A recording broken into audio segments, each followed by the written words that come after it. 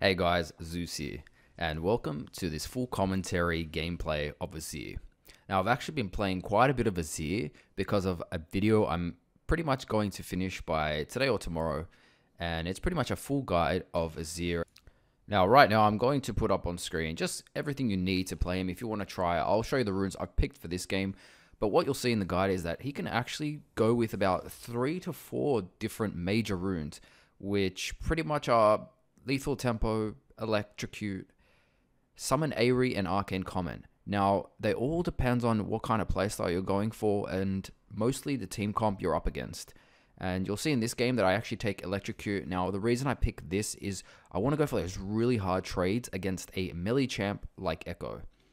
Now, it's from what I found after playing him for about 25 games straight, is that it really does depend on what you're up against. And the runes especially, are you going for a late game? Are you going for that early game pressure like I am this game? And basically I'm going to go over through my mentality as well as kind of what I'm going through as Azir. Azir is it's almost like playing like 2 to 3 champs on his own. You've got to like, I wouldn't say he's mechanically difficult, but he's got so many small things that you've got to just constantly keep an eye out for, which is your positioning of your soldiers, the range that they're in. As you can see, they've got that circle around them, and just knowing where you can Q and where you can E. And he's got a lot of vulnerabilities as well, so keep that in mind. And with laning phases, like I said before, I want to put lots of pressure. Now, usually Echoes, what they do is they Q into the minion waves, and they just try to push as hard as possible. So I'm going to try and punishing him. Whenever he gets too close, I want to get those. And as you can see, I actually, once a soldier, there's a circle around that soldier, and if you can actually hit a minion, the range goes outside the circle, and I can still get some damage off on that Echo, if you saw that or not. But I hit the minion, and it actually hit Echo outside of the circle, which is really nice. And as you can see, look at that trade. That's a really nice trade early on. You get an auto out with the soldier, your W, you then Q, slow them, and then you get another auto off, and it's an instant electrocute. And that's only one trade, and look at his health. It's quite a nice chunk, and I'm just going to punish him every single time he gets close to that soldier. Just keep autoing him, keep poking him.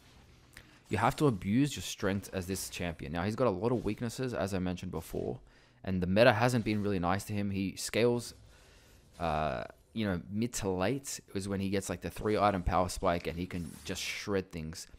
But until then, you're up against a meta that's just not forgiving early on. But if you can go through that, if you see you've got a team comp that can allow you to, like, I guess, farm up most of the time, then Azir is going to be a nice pick. I probably one of the best champs to play in terms of like difficulty and just enjoyment, and like it's a fulfilling champ to master in my opinion. So, all right, so I'm constantly keeping an eye out here. This is more mentality now. I've kind of gone over what I think of Azir in this current meta, but I want to go over mentality. So this game, I'm definitely worried about the Nidalee. She's going to be, I mean, we've got a weak jungler like Master Yi. Obviously, he's not weak mid to late, but right now he's definitely in his vulnerable stage. So I've got to keep an eye out, make sure he's protected in his jungle. And this Nidalee is doing well. She's definitely abusing her mobility and her level 3 power spike. She can do quite a lot with, yeah, she's got healing, she's got some poke, she's got a nice gap closer, she's got everything it takes to invade. Alright, so I'm constantly, as I'm poking this guy, I'm also keeping an eye on Nidalee. Now, obviously, I'm just going to position here, so always ready. Now, again, she could just go into that Baron pit right there and just jump over the wall and waste my time. Now, this guy could have jumped me at any time, but he's obviously, because I've chunked him so many times, this is why it's so important to abuse what you've got early on. And I've chunked him so hard that he has to think twice before all-inning me. If he was a full health Echo, he would have just gone for a trade right there. Alright, now here I'm kind of sick and tired of this Nidalee constant staying around, so I'm ready to blow out everything on this. Yeah, I just decided to go all in, flash, and this is why I take Electrocute as well. He's got that nice burst of damage. You've always got pressure with Electrocute. If it was Lethal Tempo, probably wouldn't get the kill. If it was Arcane Comment, maybe she would have dodged it, you know what I mean? So if you can go for that Electrocute early, you've got that early pressure, which is something he lacks. Obviously, I have Flash and Ignite too. I wouldn't even recommend... Actually, I'm going to say this now, that I actually recommend, and I'll put this in my guide, that anyone below... I think like mid-diamond, take Ignite and get that early game pressure that you need with Azir. There are so many games where I've taken barrier, even though it was the best for the enemy team comp. I feel like that early ignite pressure is just so important that you're gonna pick up so many kills that you wouldn't have got with barrier, exhaust, and all these other defensive summoners. And over here, I know he's trying to push, so I'm just constantly, you know, even though I've got no mana, I'm just gonna auto attack him. So, and he's gotten to the point where he just can't stay anymore. He's probably frustrated that I'm constantly poking him, that he's literally gave up a kill. And at this point, I just want to push. Nothing else here but just a push. I've got so much gold. I've got the wave pushing, and this is a bit awkward now because if I stop it here, he's going to be able to get like 3 waves, and I don't want to get that. I want to make sure all this wave goes into the tower. It's really important you do this. It's still very risky what I'm doing, but if the Nilly was to come, I've got 1 health pot. I've actually got 2 health pots, a lot of health, and here she comes anyway. At this point, I'm just going to pop my health potion. I actually popped both without realizing, but that's it. She can't do anything. That's it. I had enough health to resist any of her burst. If she hit her Q, she may have had a chance to kill me. And she tries to start my back, but that's why I went all the way back there, just to not waste any extra time. So, again, sometimes you just can't get the perfect backs, but that was as close as perfect as possible. So I'm actually going to skip most of my backs, but for this one, because it's the first item buy, I'm going to go with a lost chapter, and I'll explain that a little bit, I guess, on the way. And he's got to watch out. This Master has to watch out. He cannot be fighting his Echo at level 6. He's got level 5 now, so he's catching up.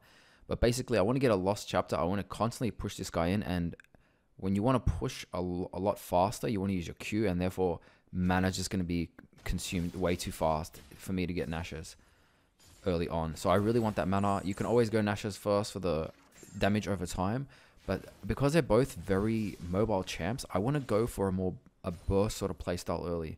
With burst playstyles, you usually go Echoes first. I mean, Luden's Echoes. Luden's Echo. And this will allow you to kind of get that nice burst in. Now, this Nidalee is here again. This is not a smart invade just because I've got priority now. And she can dodge all my abilities. See, that's the kind of movement that I'm talking about. Someone like Nidalee and Echo is just constantly going to dash and move around, which makes your placement of your soldiers really important. But it makes damage even harder to hit, because if you want to go for an attack speed, kind of build early, they have to be standing still to get that consistent damage. Whereas Luden's, all you got to do is hit a Q and maybe 1 auto, and that's enough kind of burst to deal enough damage, basically. But if you have, you know, a jungler and a mid laner who's not so mobile, attack speed's great early on, just because they can't really move out of your soldiers, and you can get a few extra auto attacks that you couldn't normally do with mobile champions. So again, I just want to poke him out. I know we killed Nidalee, so I mean, even if Nidalee was to come, I've got my ultimate for Great Peel. I can get her off me. I've got my E up, and the Echo's, you know, 30 to 40% health. You've got to constantly be like in a position where you just pressure him while you can. So I can't, like, if I knew where everybody was on the map right now, I would just go all in, walk up to him, and try and, you know, finish him off. But here we go, and this is what I'm talking about. Now, I'm pretty confident at this point, even if he was to hook me, I'm like I can just ignore him, and I'm just gonna have fun here. I don't really care too much. Pretty confident if he gets anywhere too close to me, then I just push them both into my tower with my R. But okay, so there is gonna be a potential fight here, I think. Yes. So this guy gets really confident. Now, there's a problem with Echoes in like Plat and Diamond, and they just don't press R fast enough. Now, I went for that. I think that Electrocute just finished him off, and that burst of damage, as well as if I had pressed R as well, would have been a little bit more, would have been better. Something more consistent, because once you get that knock up, he can't actually press R, which would have been the better play right there. Even though I got the kill, there's always better things you can do. And even though I still have my ultimate, I should have used it.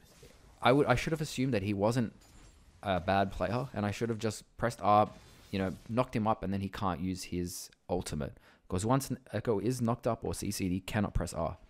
So he had every opportunity right there to actually R away. I mean, I don't think he would have R'd away, but he would have regained his health and not died straight away. I also ignited early, so his healing isn't as much when he ultimates.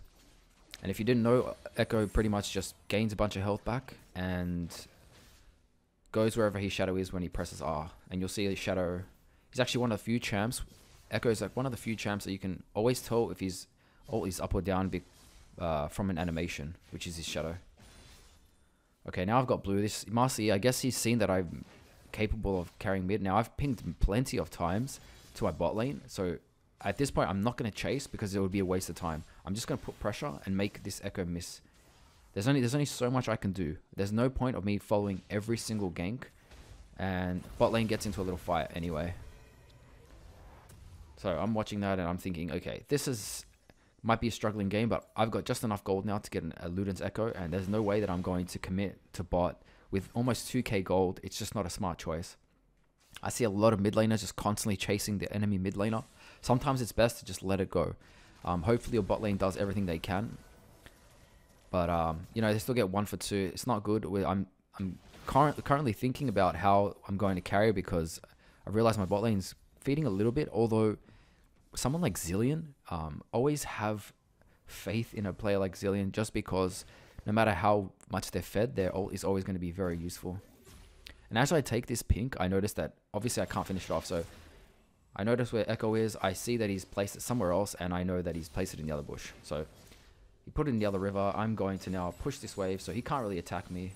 If he decides to, you know, go for me now, he's going to miss some CS against the tower, so I have enough warding, I have enough vision to safely take that, and I've gotten like, I think I only get 70 gold for that ward, but he's lost close to 150, and like I could go for a hero play right now and maybe dash in with R, but I don't know where Kai'Sa is.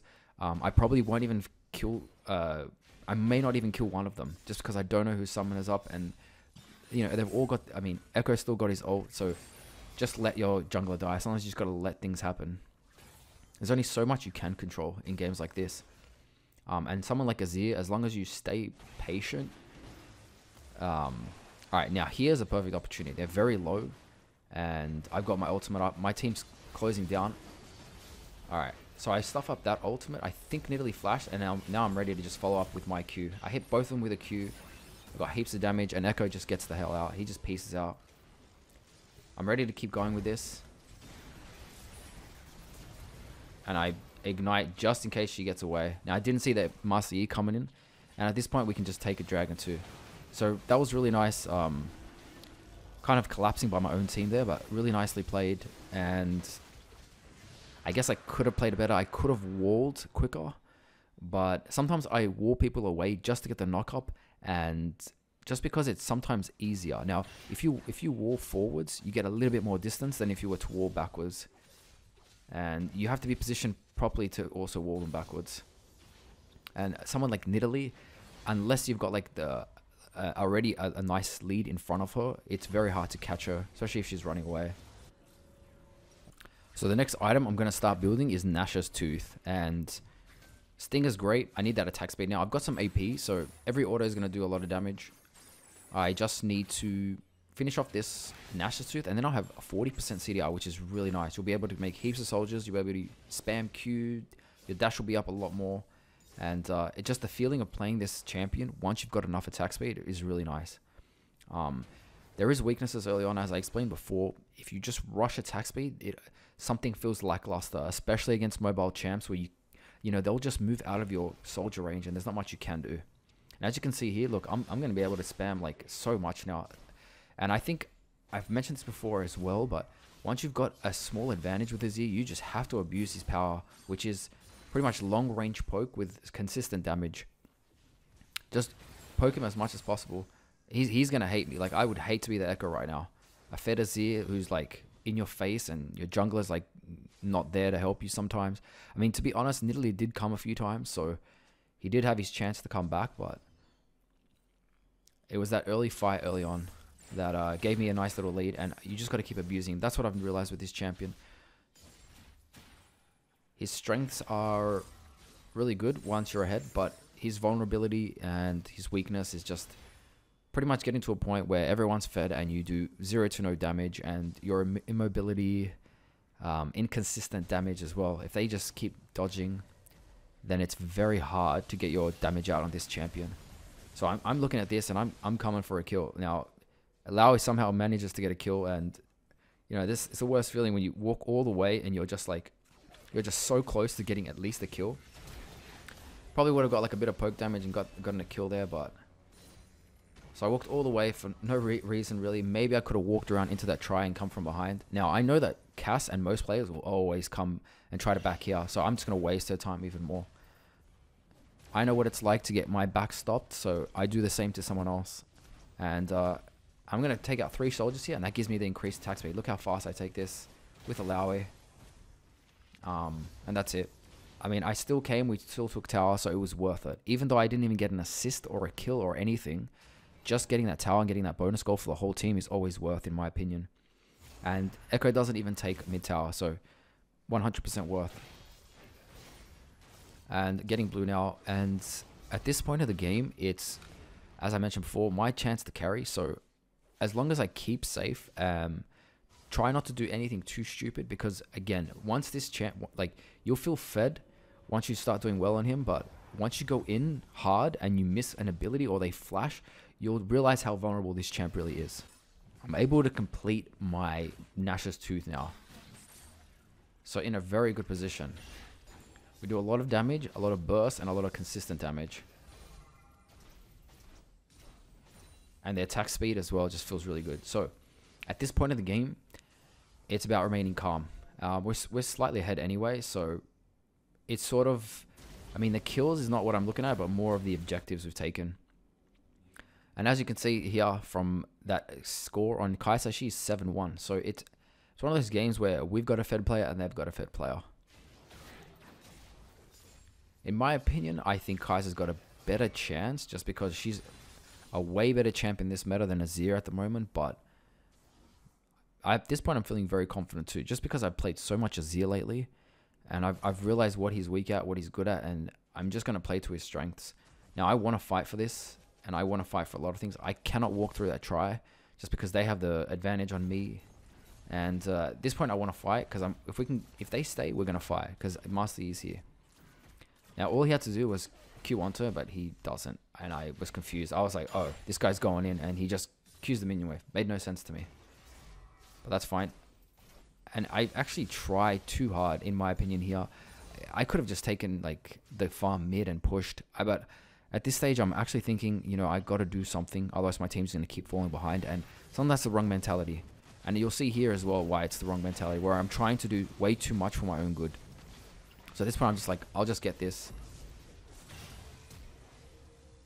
And Zillion was there to see. I just rushed too many things here. So I'm getting impatient at this point. And, you know, I didn't have to flash. Zillion had me covered, and obviously I don't want to give away my bounty at this point either, but Zillion had me covered. I didn't have to flash, and I didn't even have to go for that dragon. It's just a cloud dragon. There's no point risking it. All I know is that Kai'Sa and Blitzcrank would have probably backed, but they actually didn't. So they're doing unpredictable things. Now I think most players would have backed at that point. If they've just taken tower, they've got gold, why would they stay? They ended up staying anyways. So I think Kai'Sa actually did go back, not the Blitzcrank.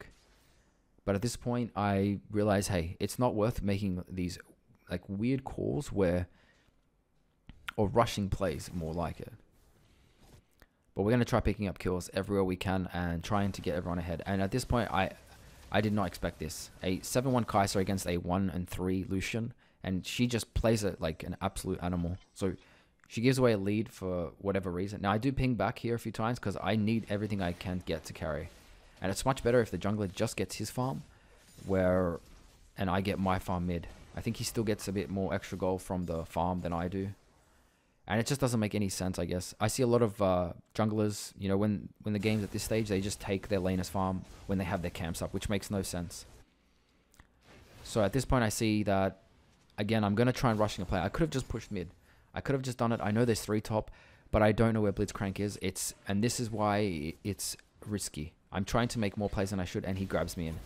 Now, the good part about this is that I have a lot of damage, so I'm able to take out the Nidalee.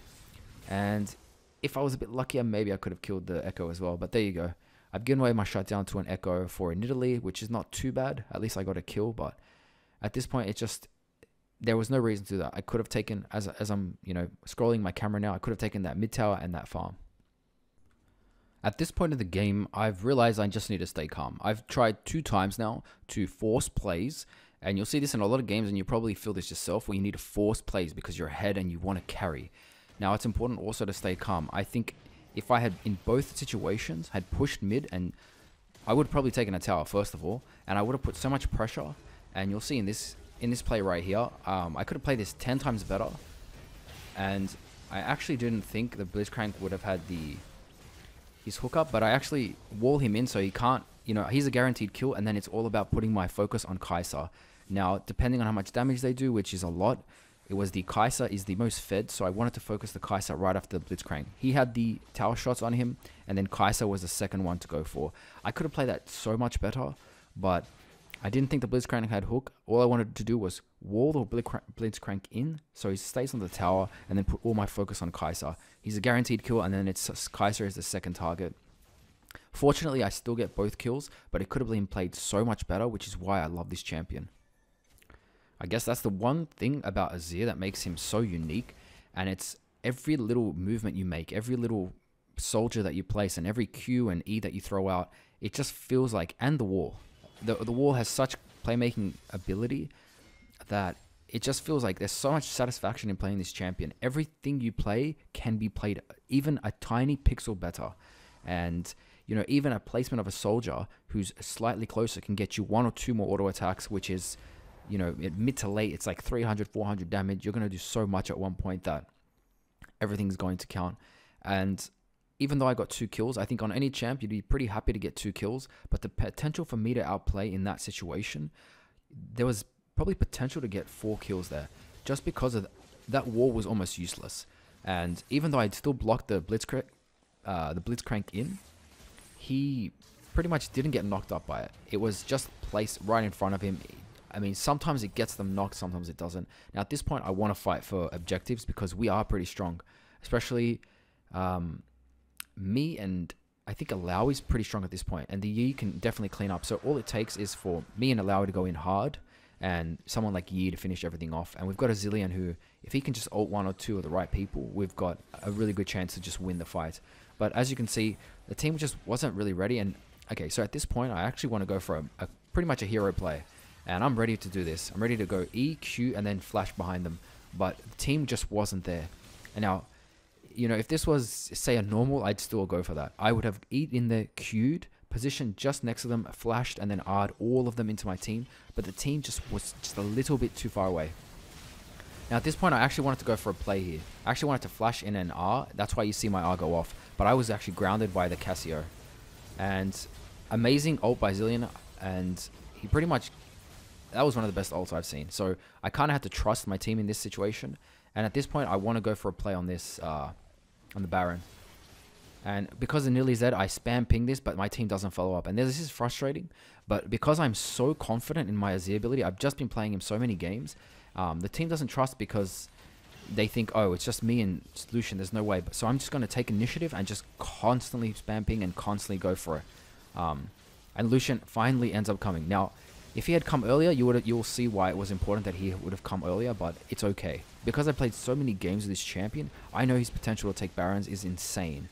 Especially with all this cooldown, and because I'm fed, this was actually very risky. If this was a better Echo, he would have definitely taken it, but at the same time, if our Lucian had reacted, even 1 or 2 seconds just ahead, we would have taken that Baron so much quicker. But it's all this sort of dawdling around, not wasting too much time, and like even if we had gone mid, we would have taken what, maybe 1 or 2 towers. That Echo can definitely wave clear with a Q safely. So in my opinion, he would have just listened to the call. It would have been much easier. But this is solo queue. This is what happens. All right. So at this stage, we get actually what, 2 champs or 3 champs down. We still have a few Baron buffs, so it's not too bad. I think in total, it's still worth for us. We still got a few kills. We took Baron, which gives us all experience and gold. And if we can have 1 or 2 people with the Baron buff, it's definitely going to be worth. At this point, it's keeping calm, and I think we're playing it pretty well. There is, again, it's one of those things with solo queue where even if it's the right call, the second it takes, someone, 1 or 2 seconds not to get there, it becomes a bad call. And that was actually a really risky call just because the Lucian didn't come straight away. But just because I know how strong this champion is, I know how fast I can take Barons, I kept going with it. And it's something we needed. If we weren't going to get Baron then, we would have been so behind just because of the way that enemy team is playing compared to us. We got a really good team fight there where Alawi went in on 4 of them and they were all bunched up. So I was able to get a lot of damage in myself. But it's things like that where it can, you know, in solo queue, just because you may, even if you are right, if you make the call and no one follows up, it becomes the wrong decision. So the safest bet in that situation would have been just to take maybe 1 or 2 towers mid. Even though it's nowhere near the most efficient or the best, it's probably just because of the team, the way they reacted, it would have been the better and safer choice. At this point as well, my team's feeding a little bit, pretty messy. Going for a play mid with no one, like no warding, no nothing. It's just a disgusting play here. This guy actually gets the hook on me. Max range Q, didn't think he'll go for that. But because of my power, I know how strong I am. And I kind of zone off the Nilly. You saw how she was scared to come in for me just because of how much damage I do at this point. So, you know, at this point, and look, I'm going to actually zone 2 of them off. Now, if I wasn't there zoning them off, that Lucian probably could have died just because of the pressure that Nilly and Cass were putting. Now, I really want to get into fights now. I'm fed. I've waited so long, and someone like Azir, when you've pretty much got... The second she stays too close like that, I could have probably killed her, but... Again, it's a mobile champion, someone like Nidalee, and this Cass just does so much damage. I got hit by the Q, and you cannot get hit by Cass's Q the way she's built now. And if you saw my guide on Cassio, and just the popular build right now is max Q and W, and you just do insane damage over time. Sort of like a mage. So we finally get I think this is our 2nd dragon, because we've missed out on 2 dragons just because we're not ready. But because I was able to poke and do so much damage, as you can see, they had to back. They couldn't stay around. They couldn't get anywhere near that dragon just because of how low health they were. And which is always important to just constantly poke with Azir. As I said early on, just abuse his power. He's gonna have so many vulnerabilities and weaknesses that the few times that you have the advantage and the strength, you just have to push. Now at this point, I don't know what to buy, and I'm thinking Zhonya's just for safety and some boots. I should have bought boots a long time ago, but just because I kept getting enough gold to finish items, I guess I considered those items way more important. And I would still agree, like Ludens and Nash's, I already get a bit of movement speed from Ludens anyway, but just those 2, if you complete them, you just do so much. And sometimes the movement speed isn't the most important. Out of nowhere, this Nidalee goes through. She would have died if she didn't Zhonya's. But out of nowhere, she appears, and I'm like, okay, I'm going to take you out. I have so much damage. That Kai'Sa actually goes on the Yi, so she made the right choice. I'm not going too close to that Kai'Sa because she can probably take me out. If I had gone in at any time, she definitely could have killed me. And at this point, we got to play it safe. I've got Zhonya's, and I've got a way to get back. We've also got a Zillion coming in, so I've got to play around that. Now this guy ults me right on time. Really nice ult. And so amazing team play. Even Lucian had his heal ready for me, so they both have my back here. I still had flash anyway, but he actually saved me. I think I was spamming flash, to be honest, so for some reason that maybe I thought I would stay alive just because there was no one close to me, but that Zillion ult actually saved me. But let's just say, had I died in that situation, wouldn't have been the worst, just because we've still got the enemy jungler was dead, so, and I think the Blitzcrank was dead too, so it would have been a still pretty okay death. Now I'm never okay to die in this game. It's never like a good mistake, but there's always times where it's worth risking 1 or 2 deaths so you can, you know, pick up 3 or 4 people. And I feel like that's sometimes how people play. They're too scared to even die once, but sometimes it's actually better to die if it can guarantee you a few kills. And depending on the kills, like securing a kill on you know, the jungler like Nidalee, like the Nidalee was dead, so that means they don't have a guaranteed smite in the next fight if they decide to go Baron. Now I know how much vision these guys got, and they've always been in our jungle, so I'm ready to take this. I'm ready to fight for this. As soon as she commits, there's no way I'm going to let her go. Like, especially as I was just mentioned, like, you killing a jungler at this stage is so important. Like, it opens up the whole game.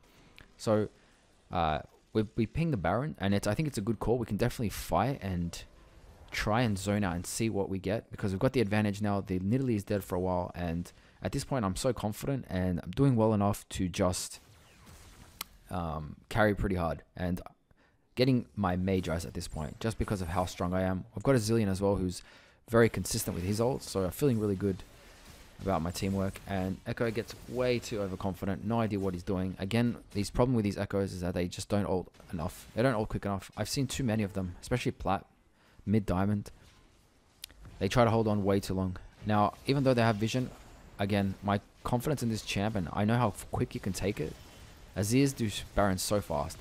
Now, when I see them here, I know we've got the numbers advantage, so I don't know what they're thinking, and I just go straight in and I get rid of the Cassio. They actually stay on Baron, and it's actually really messy, but it doesn't really matter just because of how much damage I do. I'm able to just keep 3 of them out. As long as they're out and Master Yi gets a free Baron take, then that was really good. I think that was probably the best played teamfight I've done this game so far. I was able to take the Baron out, a lot of damage on the Baron. I was then able to bring the Cass in, which I think she actually ulted my Master Yi or somebody. But just to put her in a bad position, someone like Cass, pretty immobile champion and squishy mage, is just going to get taken out of the fight. And then it was down to the Blitzcrank and the Kai'Sa. Now, had the Kai'Sa gone, you know, full Uzi mode and taken out everybody, then she could have carried, but that's all it took.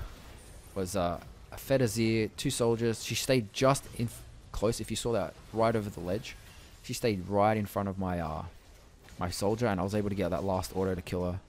And just because I'm so fed at this point, I do so much damage. Yeah, she can't do much. And over here, I'm actually off screen, but I'm actually doing enough damage to kill that Cassio. Well, at least do most of the damage, and then Zillion's able to... Look how... This is just ridiculous how strong this champion is at this point. You can see how much damage I do. And this is the dream of Azir players, being this fed at this point where... Now, I see Kai'Sa, just way too much damage.